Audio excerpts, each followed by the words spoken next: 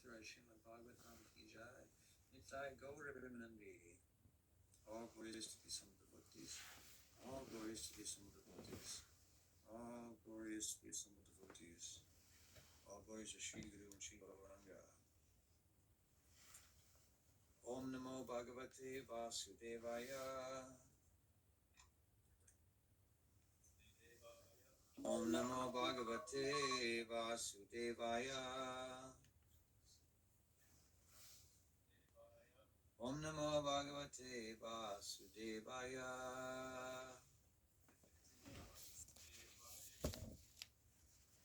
Reading from the Srimad Bhagwatam, Canto 1, Chapter 7, the son of Drona punished. Today we're doing text number 40.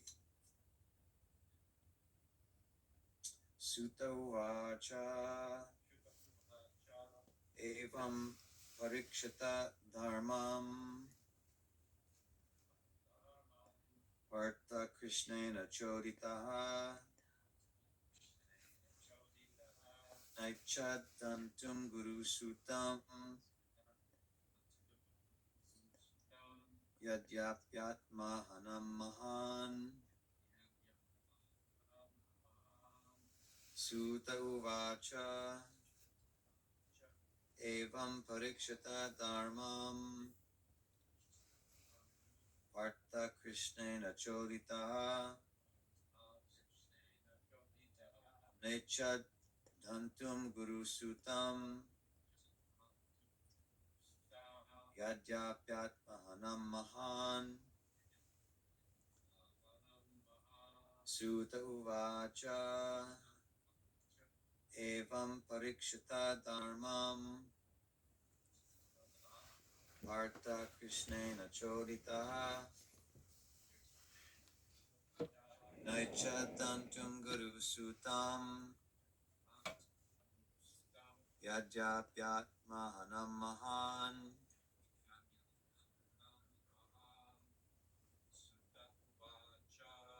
Sutta Uvacha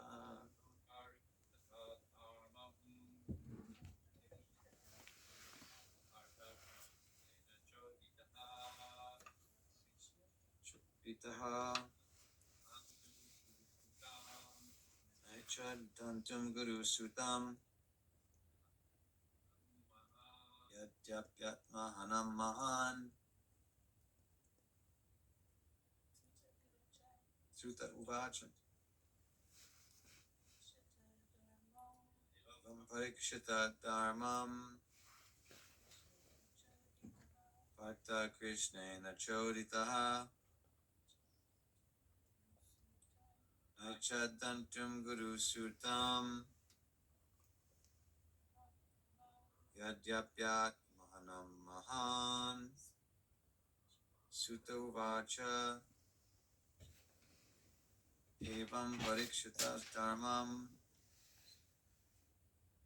Varta Krishnena Choditaha Naichadantum Guru Sutam Yadyapyat Mahanam Mahan Sutta Uvacha Evam Parikshita Dharmam Varta Krishnena Choditaha Naichadantum Guru Sutam Yadyapyat Mahanam Mahan. Would you like to try? Would you like?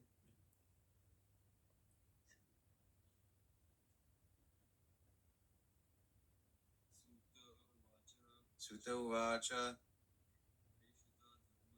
Evam Parikshita Dharmam Yadyapyat Mahanam Mahan. Mother Radhika? Yes. Sutta Evam Parikshita Dharmam Partha Krishnena Choditaha Naichatantum Guru Sutam Yadyapyat Mahanam Mahan. Sutta Uvacha Evam Parikshata Dharmam Vatah Krishnena Choditaha Naicha Dhantum Guru Sutam यद्यापात्मघ्नं महान् Sutta uvacha evam pariksatta dharmam Partha Krishnena chodita naichad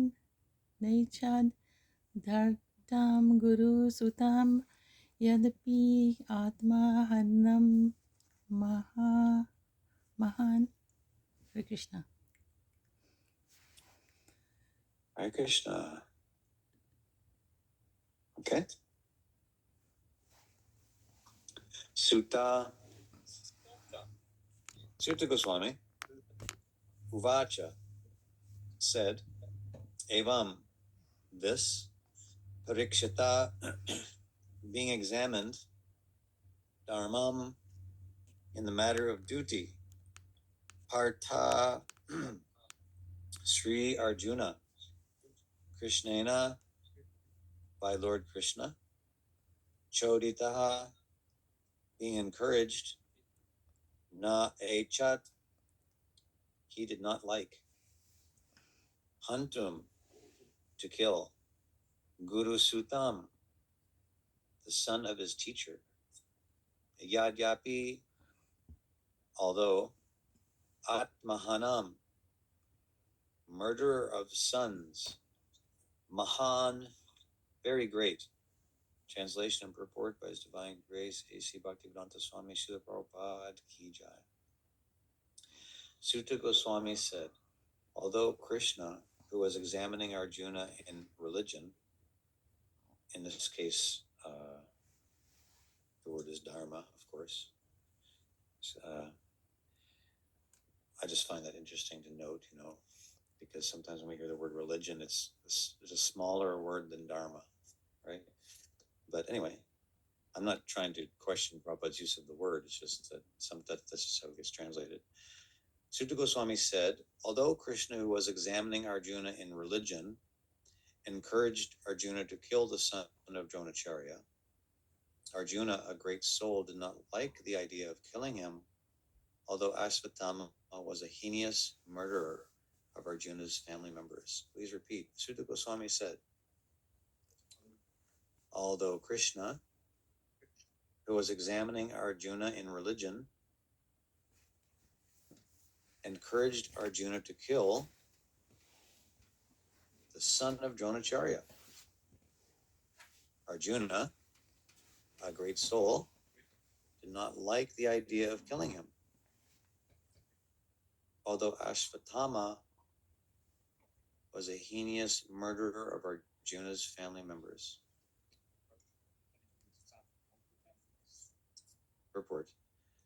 Arjuna was a great soul, undoubtedly, which is proved here also. He is encouraged herein personally by the Lord to kill the son of Drona. But Arjuna considers that the son of his great teacher should be spared, for he happens to be the son of Dronacharya, even though he is an unworthy son, having done all sorts of heinous acts whimsically for no one's benefit. Lord Shri Krishna encouraged Arjuna outwardly just to test Arjuna's sense of duty. It is not that Arjuna was incomplete in the sense of his duty, nor was Lord Shri Krishna unaware of Arjuna's sense of duty, but Lord Shri Krishna put to test many of his pure devotees just to magnify the sense of duty. The gopis were put to such tests as well. Prahlad Maharaj also was put to such tests. All pure devotees come out successful in their respective tests by the Lord.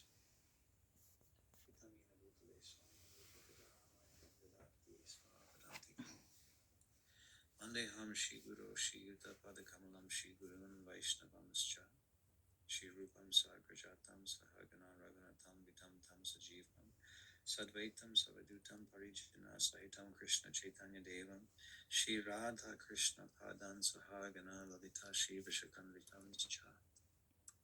Hey Krishna Karuna Sindhu Dina Bando Jagatpate Gopesha Gopika Kanta Radha Kanta Namostute Tapta Kanchana Gaurangi Radhe Vrindavaneshwari Rishabhanu Sute Devi Pranamami Hari Priye Vancha Kalpadarupascha Kripa Sindhu Evacha Patitanam Bhavanebhyo Vaishnavi Namo Namaha Shri Krishna Chaitanya Prabhu Nityananda Shri Advaita Gadadhar Shivasati Gaur Bhaktivinoda Hare Krishna Krishna Krishna Hare Hare Hare Rama Rama Rama Hare Hare.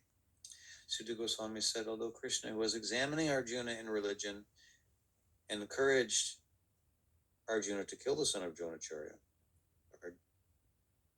Arjuna, a great soul, did not like the idea of killing him, although Ashwatthama was a heinous murder of Arjuna's family members. Hare Krishna.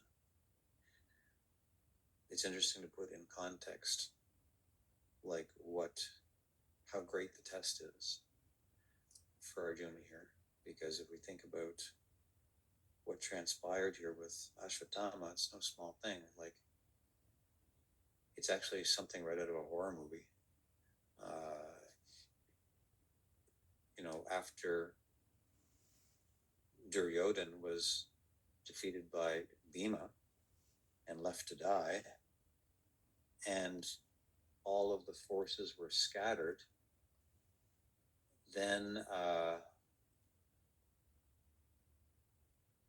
Ashwatthama, I think, found himself with Kripa.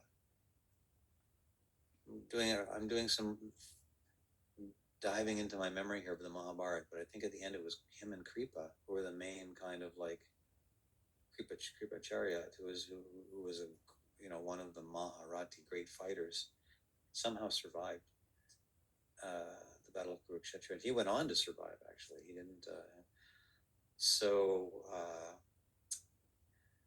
The Pandavas set up their victory camp on the battlefield after the war of Kurukshetra. Everything was done, and but Ashwatthama had fled, and Kripa. So they were with each other, trying to understand what to do. And Ashwatthama was sitting under a tree, just internally ruined, at night. And I can't remember what happened. Something happened with a bird or something. He got some sign, right, that gave him some,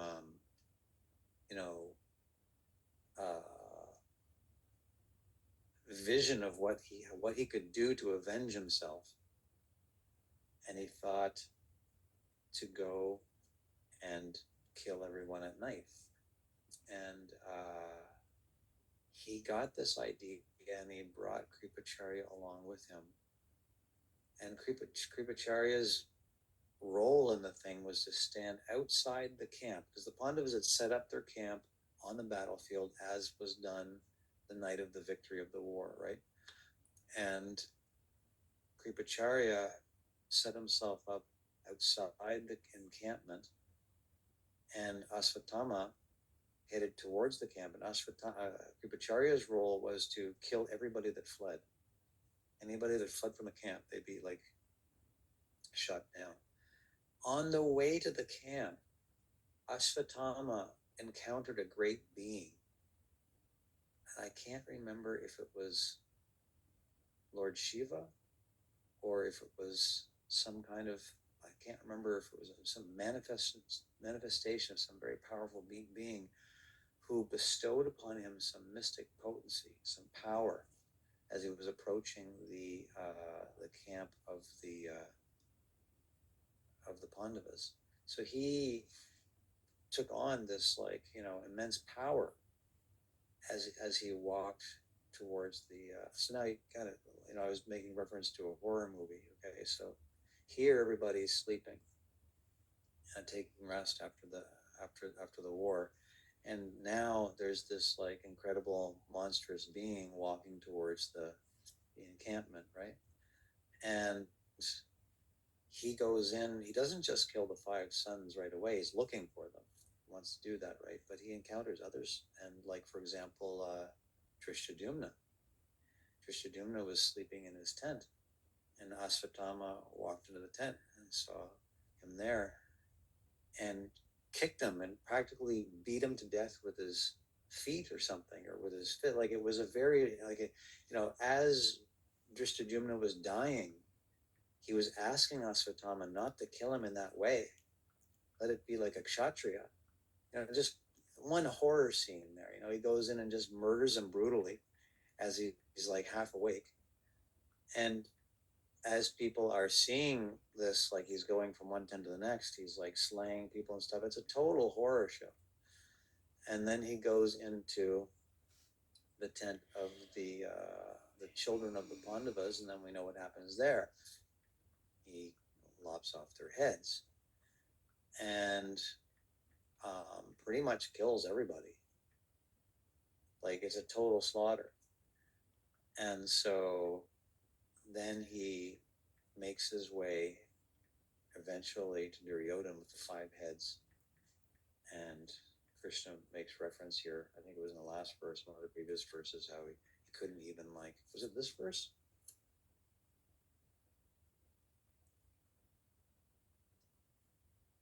It was the previous verse. This man is an assassin and murderer of your own family members. Not only that, but he has also dissatisfied his master. Duryodhana was his master. He wanted to go and please Duryodhana by, in his last moments of his life, wanting Duryodhana to think that he had been avenged because the Pandavas had been killed finally, and that he could at least die in peace knowing that. But Duryodhana could understand it wasn't, I don't have to go into the details, but Duryodhana figured out how it wasn't the Pandavas, and he died in disgust. He died in utter disgust about what Ashwatthama is. So here is, now if we think about Ashwatthama in his own mind, like he was trying to serve his master, Duryodhana. Duryodhana. He was also trying to avenge his father, who had his head cut off by Drishtadyumna. He got his vengeance there, but because of the lie, you could say, that was told by Yudhisthira, he announced that the elephant Ashwatthama had died, and when the words Ashwatthama had died reached the ears of Drona, he lost all spirit to fight. We know all this. So he was like, pained beyond, repair in terms of how he was envisioning his father being so disrespected and killed in such a disgraceful way.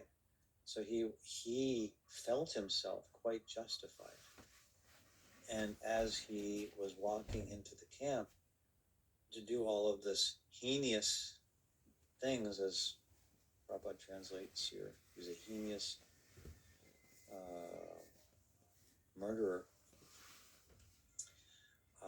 He's thinking himself righteous. He's thinking himself righteous. He because he has a good cause. He has a master, and he has a purpose. It's not that he has a goal. He wants to approach his master Duryodhana and satisfy him in his last moments. And he has a father who was killed on the battlefield, and so he has, gathered from all of this that he's actually justified to do this destruction. He's actually justified to do this way.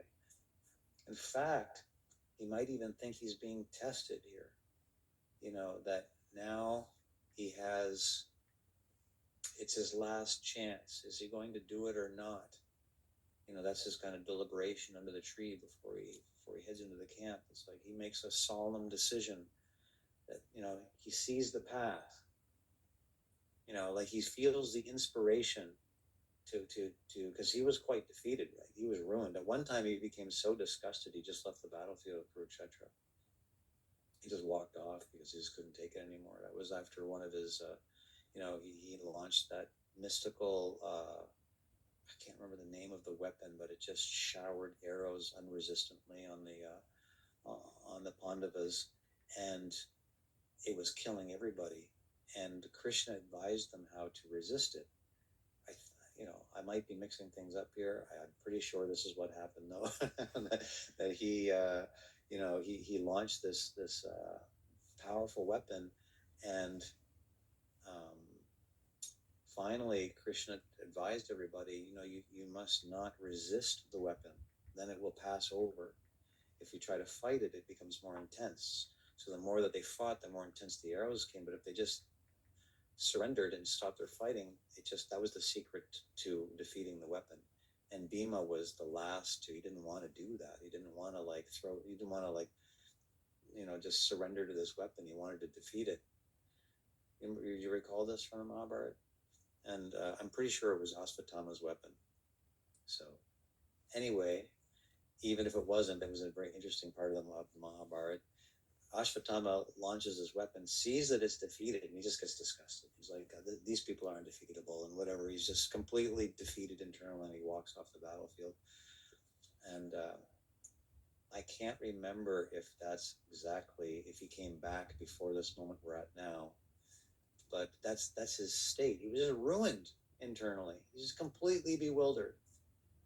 But my point is that he gathered himself, and then he felt himself to suddenly have a purpose, and he felt himself to have a cause, and he felt that now he had to face this test, to go in and do all these things which were in actuality heinous, but in his mind were righteous.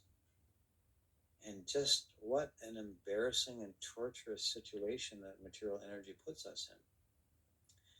That this is what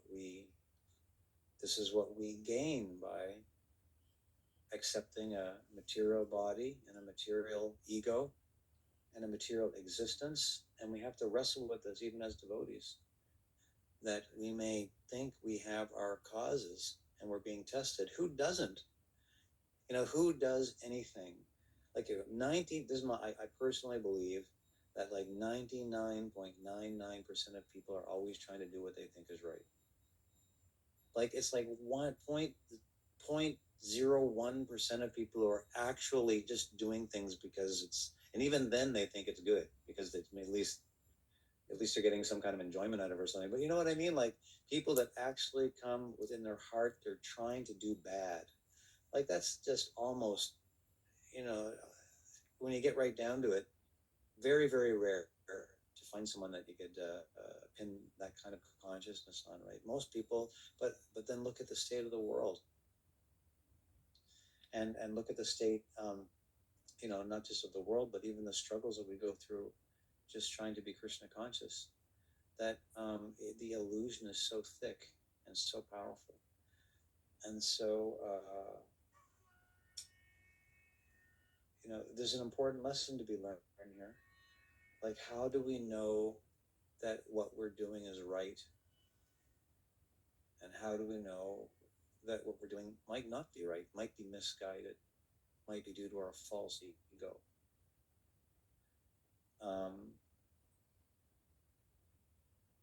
So here, and of course, in the case of a devotee, we may always think that it's Krishna who's behind it. You know what I mean? I may have some kind of idea in my head, and now that I'm trying to be a devotee, it's not just my inspiration. It's like now Krishna is inspiring me to do what I think is righteous. But is it? And how are we supposed to know? How are we supposed to evaluate that?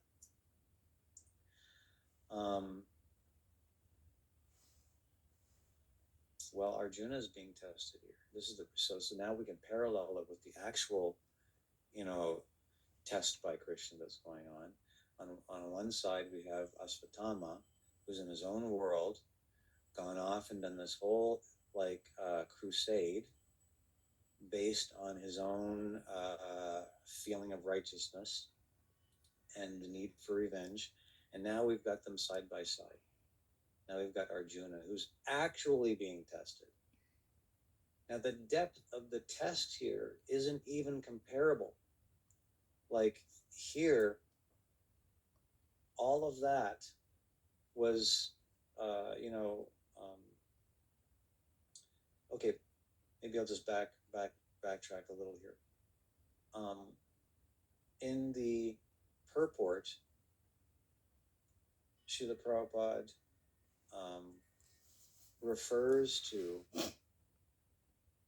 other devotees who have also been tested in a similar way. Of course, the circumstances are utterly different in each case. Like Prabhupada's covering the gamut here, really.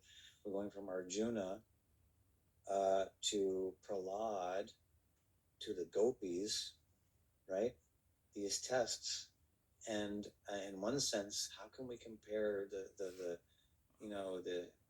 separation, you could say, that the gopis feel from Krishna with the situation of Arjuna thinking about whether or not he should behead Ashvatthama. Prabhupada is so, the Prabhupada's depth of understanding and his closeness to Krishna is just so apparent, like nobody could ever connect these things other than like a pure devotee, like Srila Prabhupada, being able to connect the thread of all these different circumstances. What is the end result what is the end result in all cases when Krishna is directly testing the devotee? Is that what manifests is some jewel that's been sitting there in the heart of the devotee that a moment before wasn't visible. But because of Krishna's test, it's almost like Krishna polishing a gem and just kind of like unveiling it for a moment to the world to see, look at what my devotee looks like. Look at the beautiful thing that's in the heart of my devotee. And so the whole thing is imbued with like beauty and powerful devotion in situations that are, designed by the Lord to be almost in some cases excruciating. They appear to be excruciating. Here this is excruciating. Imagine being the person I've never had children. I don't know what that's like, but I would imagine that if I had 5 of them and they were all killed and the person was sitting right in front of me and did it, that'd be upsetting. That'd be excruciating. Prahlad, what situation did Hiranyakashipu not try to kill him? Like, threw him in a pit of snakes, threw him over a cliff, tried to burn him, tried to drive spears through his body, like you name it. He just, anything he could think of, he just tried to kill Prahlad. So that's an excruciating situation, right? And then again, for the gopis, their pain is unparalleled because of their, they were just with Krishna, and now Krishna's not there, and that is manifested in Lord Chaitanya Mahaprabhu's personality so much, especially in the Antya-lila, when we read about the later pastimes of Lord Chaitanya. He's just delirious in separation, and the devotees observing Lord Chaitanya in these states, are in tears themselves. They can't help but just like constantly, they're just weeping, just observing the state of Lord Chaitanya's pain to separation. So in all these excruciating situations, there's something that present in that moment that's actually not excruciating. That's, there's something there that isn't obvious. And that thing that isn't obvious, that may not be obvious in that situation, is that the deep, strong, ecstatic attachment that the devotee has for the Lord in that circumstance, which is actually helping that person transcend any real sorrow. When I say real, I mean material sorrow, material frustration, material false ego, material disappointment, material pain. Actually, that's not even present. It just appears to be present because Krishna is such a master at manifesting circumstances to glorify his devotee. I mean, it's like the ultimate, Krishna is the ultimate playwright, you could say. Like nobody could outdo how Krishna can manifest circumstances, and it all comes down to this point. Like actually, Arjuna right now is able to transcend the situation because he is,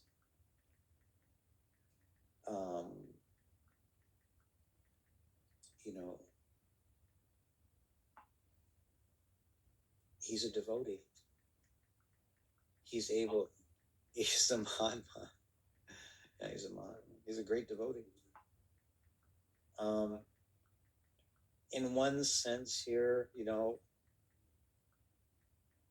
Prabhupada says, Lord Shri Krishna encouraged Arjuna outwardly just to test Arjuna's sense of duty. This is that word, dharma. That is in the translation. So this is outwardly, right? So that means that what's the context of the outward test of the duty? Arjuna has a duty towards his martial guru here, who was like a father to him. And so that was a very deep and strong connection, not just emotionally, but as is being pointed out here, there was a dharmic obligation that Arjuna had towards his martial guru Dronacharya, and he was such a great soul that he could remember that. That's the outward. That's the framework of the outward test that's going on here. Prabhupada says, Lord Shri Krishna encouraged Arjuna outwardly just to test Arjuna's sense of duty. Why does Prabhupada use the outwardly? Because the test outward, like the test is happening outwardly, like it's the external thing that seems obvious. The thing that isn't so obvious is that Krishna, Arjuna's deep reliance and dependence on Krishna and his deep attachment and just he's personally standing beside his Lord. And in that moment, he's able to, he's not sitting there just fuming in false ego or just all the outward wranglings of what his dharma should be. His heart is deeply attached to Krishna, who's right there. And so because there's nothing that is impeding that heart-to-heart connection with the Lord, Arjuna can naturally understand what would be most pleasing to Krishna and do something extraordinary that could not be calculated materially. Nobody could calculate that Arjuna could come to the conclusion that he will eventually come to satisfy everybody. And so all of this test is, in all cases,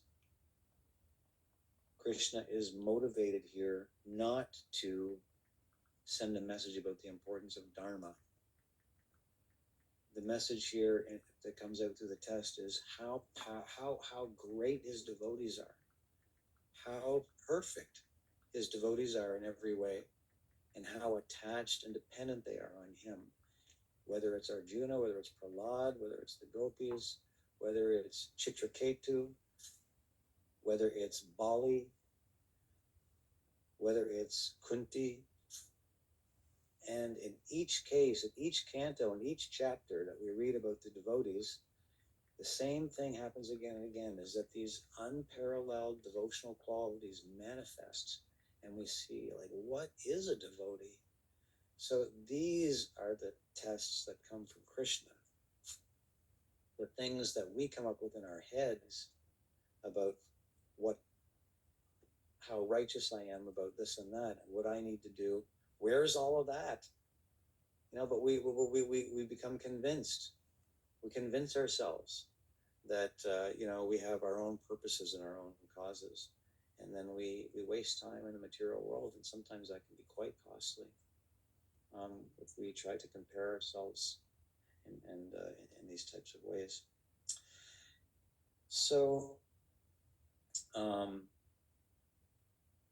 I guess the main thing I wanted to draw attention to here in the verse and purport is just the special quality that that is characteristic of Krishna's behavior. If Krishna is testing us, then Krishna's personality is somehow present, and the goal is, like what comes of those tests. Even we have our little tests. And I'm not just saying that Krishna doesn't make arrangements for us to go through some purification, but all those little moments that we might have, they're if we're passing the test, it means that now our heart is opened up in a way it wasn't before. That's the pass. There's nothing else.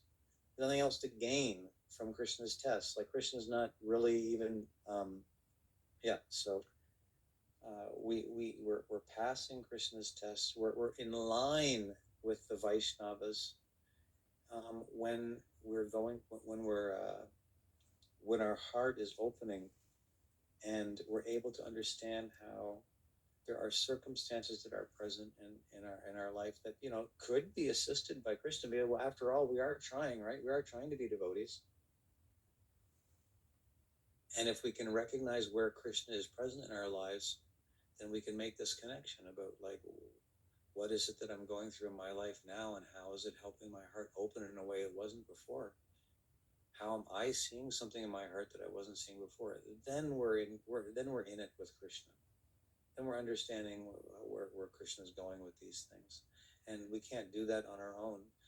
We need the association of the Vaishnavas to help us navigate the complicated path. It does get a little complicated sometimes. So we need the association of Vaishnavas to help us understand how to traverse and get back to Godhead. So maybe I'll stop there. We have a few people